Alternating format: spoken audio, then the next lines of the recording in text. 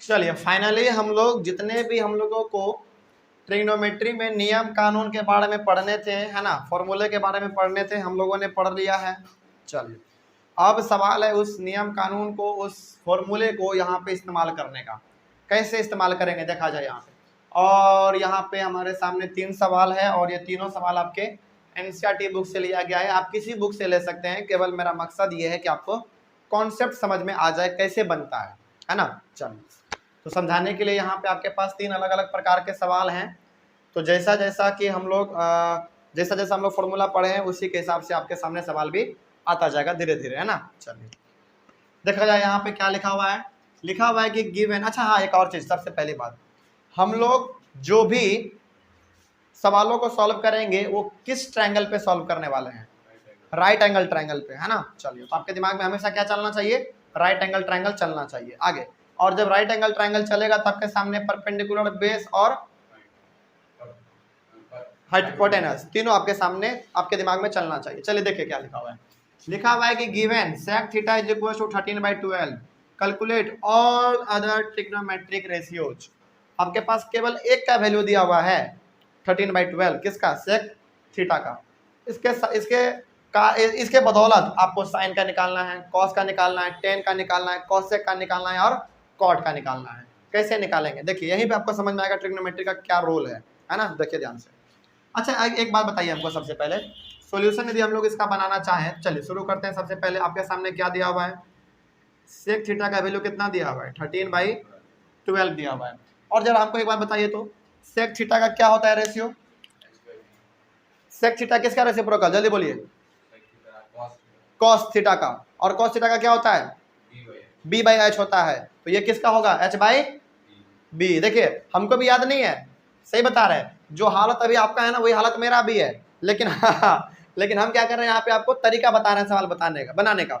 आपको याद नहीं होगा, मान लीजिए ऑब्वियस सी बात है कि भाई 6 का 6 किसी को याद नहीं रहता है, कंफ्यूज हो ही जाता है बच्चा। तो 3 शुरू का याद कर लीजिए, किसका किसका, साइन का, कॉस का और टेन का, काम चल जाएगा।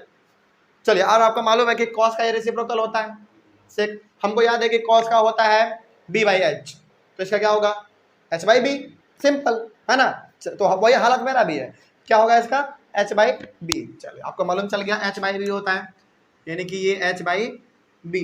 तो क्या हम यहाँ पे कह सकते हैं कि यहाँ पे हमारे पास एक राइट ट्रायंगल होगा, उसका नाम आप दे दीजिए सपोज ABC, यहाँ पे कुछ नहीं नाम था ना, तो आप सिंपली ABC दे सकते हैं। और आपको मालूम है यहाँ पे 90 बनता है ना। अब आप पे ये डिपेंड करेगा कि आप थीटा को कहाँ रखना चाहते हैं। आप थीटा 2 जगह रख सकते हैं, याद कीजिए हमने बताया था, दोनों एक्यूट एंगल के जगह पर। आप यहाँ भी रख सकते हैं और आप यहाँ भी रख सकते हैं, लेकिन ज़्यादा अच्छा रहता है कि आप उसको नीचे में रखिए, है ना। सबसे पहला वाला क्लास याद कीजिए, ये यदि हमारा 90 है तो ये दोनों हमारा क्या होगा, एक्यूट एंगल होगा, यानी कि more than 0 but less than 90 degree होगा। चलिए आगे बढ़ते हैं फिर। तो यदि हमारे पास ये चीज़ है, यदि ये हमारे पास है और यदि हम लोग इसको थीटा मान लेते हैं, थीटा हम लोगों ने इसको माना है, तो याद कीजिए 90 के जो सामने वाला क्या कहलाता है, हाइपोटेन्यूस कहलाता है। और हाइपोटेन्यूस हमारा यहाँ पे कितना दिया हुआ है, 13 दिया हुआ है बस। उसके बाद थीटा के सामने वाला क्या कहलाता है, परपेंडिकुलर, है ना। तो ये परपेंडिकुलर है हमारा, और जो बच गया कौन, बेस बच गया। तो बेस आपके पास कितना है, 12 है, तो आप यहाँ पे इसको 12 लिख दीजिए बस।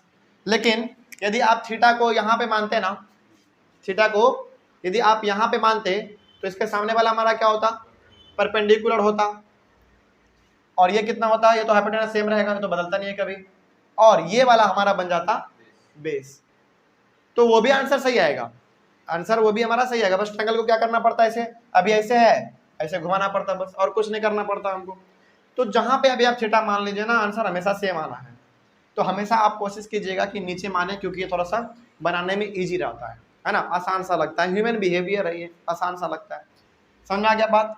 तो आपके पास एक ट्रायंगल था, आपने यहाँ पे थीटा माना, तो इसके अनुसार से इसके सामने वाला परपेंडिकुलर होता है और इसके सामने वाला हमारा हाइपोटेनस होता है ना। और जो बच गया बेस। तो अब यहाँ पे आपके सामने मालूम है कि सेक थीटा का क्या होता है, h/b। और आपने थीटा यहाँ पे माना है तो h आपका ये हो जाएगा और b आपका ये हो जाएगा। और अब एक बात और याद कीजिए तो जरा, आप निकालने वाले हैं साइन थीटा को, कॉस थीटा को, टेन थीटा को, कॉसेक को, कॉट को, क्या इसमें आपका परपेंडिकुलर आएगा या नहीं आएगा? परपेंडिकुलर तो आना ही है, पहले वाले में आ जाएगा साइन वाले में P बाई एच, तो P आ रहा है ना, तो आपको क्या निकालना पड़ेगा? अब P निकालना पड़ेगा। तो P आप कैसे निकालेंगे? पाइथागोरस थ्योरम से निकालेंगे, है ना। चलिए यहाँ पे आप लिखेंगे यूजिंग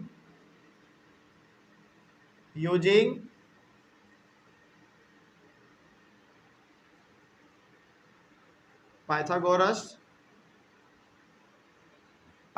थ्योरम आप यूज कर रहे हैं, यहाँ पे लिख दीजिए ताकि सामने वाले को पता चल जाए, है ना। क्या होता है? एच स्क्वायर बराबर P square plus B square. Hypotenuse का स्क्वायर आपके पास कितना है? 13 का स्क्वायर है, बराबर पी स्क्वायर, वही आपको निकालना है। अब पी स्क्वायर की जगह पे आप लिख दीजिए ए बी, ज़्यादा अच्छा रहेगा, है ना, प्लस बेस स्क्वायर यानी कि 12 का स्क्वायर। हमको मालूम है कि परपेंडिकुलर का इस्तेमाल बाद में आएगा ही आएगा, उसका यूज है ही बाद में, तो पहले क्यों ना निकाल रहे, है ना। चलिए 13 का स्क्वायर कितना? 169, ये 144 माइनस कर दीजिए इधर, बराबर ए बी स्क्वायर कितना आएगा? चलिए 9 में 4 जाएगा 5, है ना, 6 में 4 गया 2, 1 में 1 गया कट गया, बराबर ए बी स्क्वायर, और ये स्क्वायर इधर आएगा तो रूट में, बराबर ए बी कितना? 5 बराबर ए बी, यानी कि इसका वैल्यू कितना आ गया? परपेंडिकुलर का वैल्यू कितना आ गया? 5। बात खत्म। अब देखिए ध्यान से, अब जो आपके पास एक बैरियर था वो तो आपका साफ हो गया, अब तो बड़ा आसान है।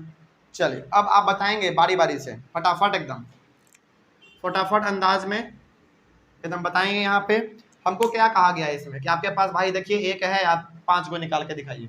साइन थीटा, चलिए बताइएगा साइन थीटा का क्या होता है? P बाई एच, तो पहले यहाँ पे लिखिए P बाई एच, और P हमारा यहाँ पे कितना है?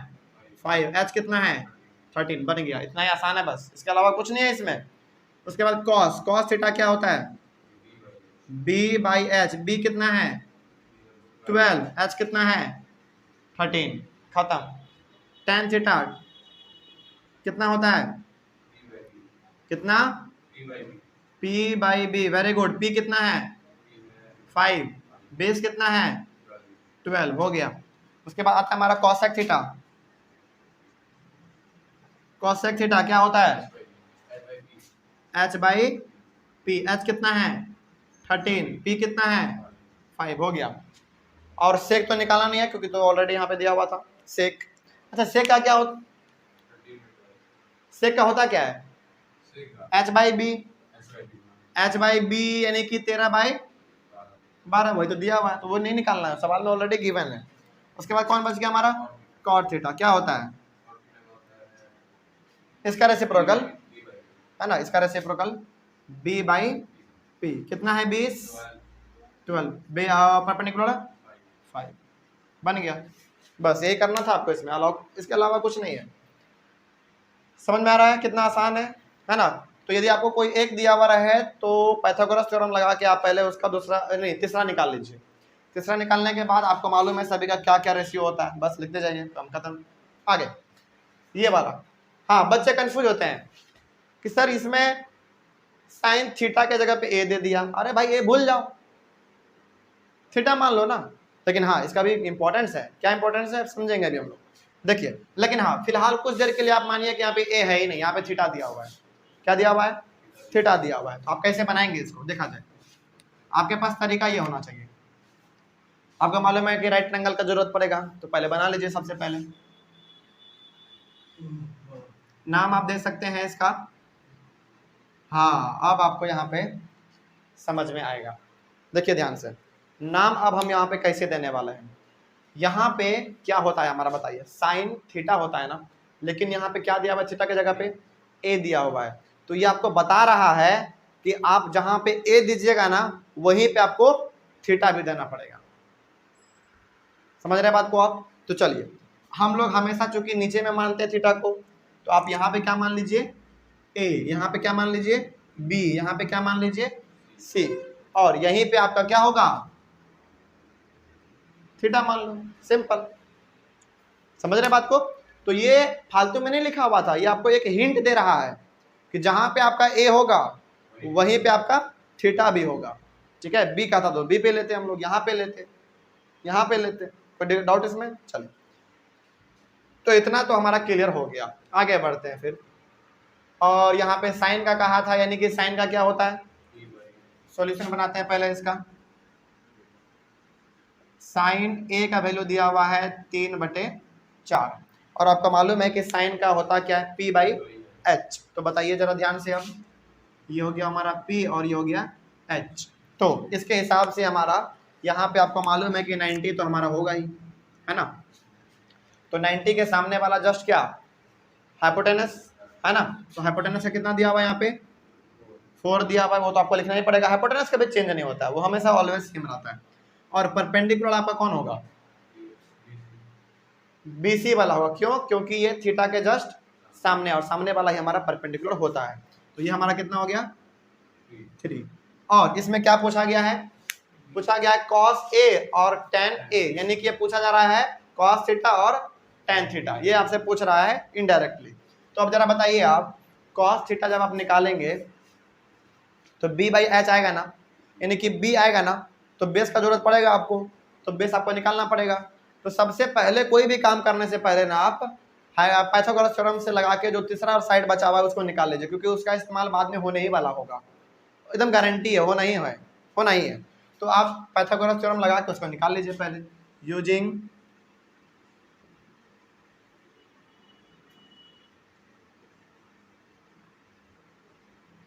यूजिंग पाइथा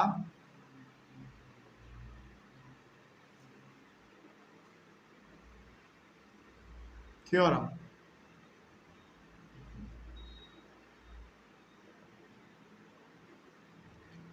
यूजिंग पाइथागोरस थ्योरम, बताइए क्या होगा, h² होता है बराबर p² प्लस बेस स्क्वायर।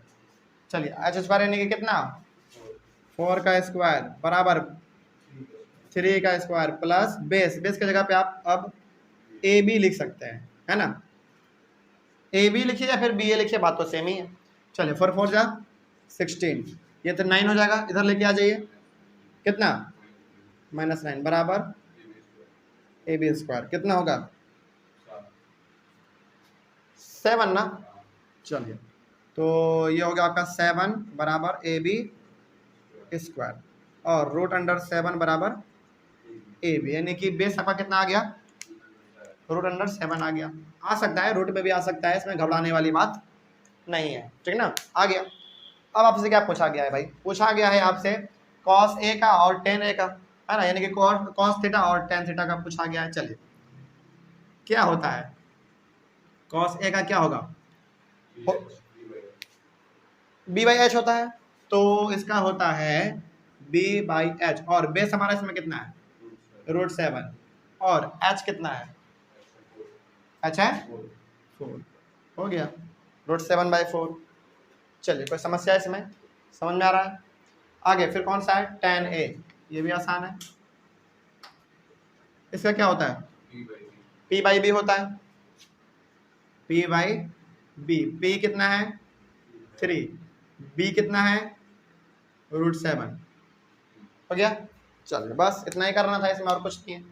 आगे देखा जाए फिर वो वाला भी सवाल आसान है, बड़ा आसान है, ये आपको केवल होमवर्क दिया जाएगा ये वाला, है ना। लेकिन हाँ, इसमें हिंट क्या है, हिंट बहुत आसान है इसमें। सबसे पहली बात तो ट्रायंगल आप बना लीजिए, एक राइट ट्रायंगल बना लीजिए, और यहाँ पे भी, अच्छा पहले देख लीजिए इसको, इसमें हिंट क्या दिया गया है आपको, हिंट ये दिया गया है, हिंट बड़ा नॉर्मल है, आप इसको देख सकते होंगे, देख पा रहे होंगे, क्या लिखा हुआ है, 15 cot A बराबर 8। क्या हम लोग इसको ऐसे नहीं लिख सकते हैं, cot A बराबर 8/15, क्योंकि हमारा किस में अभी मल्टीप्लाई में है। ये मल्टीप्लाई में हो सकता है, लेकिन ये मल्टीप्लाई में नहीं हो सकता है, कभी भी नहीं। हमने कहा था आपको कि sin theta is not equal to sin into theta, ये ऐसा नहीं होता है, समझ गए बात को, ये एक ही टर्म है, याद रखिएगा। तो जब ये एक टर्म हो सकता है तो ये एक टर्म क्यों नहीं हो सकता है, हो सकता है, लेकिन ये हमारा मल्टीप्लाई में इधर आएगा तो डिवाइड में आ जाएगा, है ना। चलिए, अब यहाँ पे क्या कहा गया है आपसे, कहा गया है cot A, फिर से आपको यहाँ पे हिंट दिया जा रहा है कि आप A पे ही क्या लीजिए, थीटा लीजिए, है ना। चलिए, तो फिर से हमको नेमिंग करना पड़ेगा, उसी हिसाब से यहाँ पे हम लोग लेते हैं। तो यहीं पे ले लीजिए आप ए बी सी, आप कहीं भी ले सकते हैं, ए का वैल्यू आप यहाँ भी ले सकते हैं, लेकिन हम लोग चूंकि सुविधा के अनुसार से यहाँ पे हमेशा लेते आ रहे हैं तो यहीं पे ले लेंगे, है ना। तो आप यहाँ पे क्या लिख दीजिए, अब आप चाहें तो थीटा लिख सकते हैं, कोई दिक्कत वाली बात नहीं है। समझ गए बात को। चलो आगे बढ़ते हैं फिर। अब हाँ, इतना तो हो गया। अब बताइए कॉट का होता क्या है, कॉट का क्या होता है रेशियो, 10 का रेसिप्रोकल b बाई पी।